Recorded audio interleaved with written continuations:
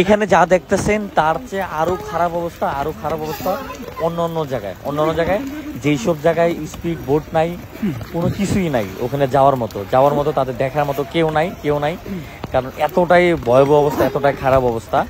সেখানে এই পর্যন্ত যারাই চেষ্টা করছে যাওয়ার জন্য সেখানে যেতে পারেনি, কারণ এখানে সবচেয়ে বড় সমস্যাটা সেটা হচ্ছে বোট, একটা স্পিড বোট, একটা ট্রলার, এগুলো কোনো কিছুই নেই, যার কারণে কিন্তু বাচ্চা থেকে শুরু করে বয়স্ক কাউকে কিন্তু উদ্ধার করা যাচ্ছে না ওখান থেকে।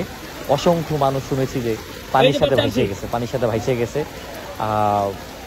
বাংলাদেশের বিভিন্ন প্রান্ত থেকে কিন্তু অনেক ভাইরা চলে আসে এই মানুষগুলোর পাশে দাঁড়ানোর জন্য, কিন্তু ওইসব জায়গায় কিন্তু এখন পর্যন্ত যাওয়া সম্ভব হয়নি, কারণ স্পিড বোট ট্রলার কোনো কিছুই নেই, কারণ 31 বছরের ভিতরে এরকম ঘটনা কিন্তু এখানে ঘটে নাই। তাই এখানে মানুষ কিন্তু স্পিড বোট ট্রলার এগুলা ইউজ করে নাই।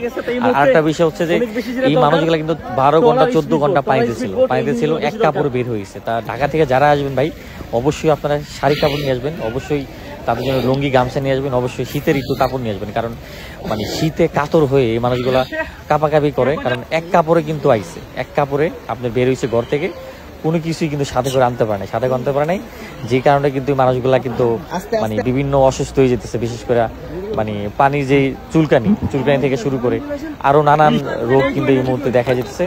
তা প্রচুর ঠান্ডা লাগে তাদের, শীতে একবারে কাঁপানি উঠে যায়, কারণ 10-12 ঘন্টা মানে থাকাটা অসম্ভব।